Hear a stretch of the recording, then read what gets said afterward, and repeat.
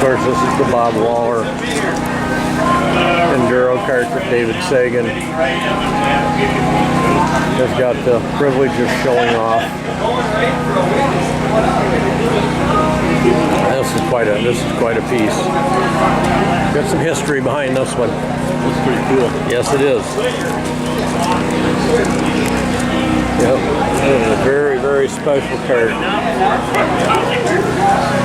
Let's see if we can capture some of that on it. Blow this up and then slowly work down. Everybody, make sure you got your whole paper on there.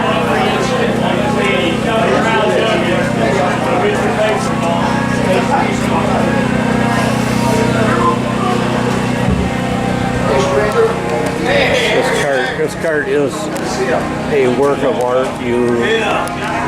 There's an article with it.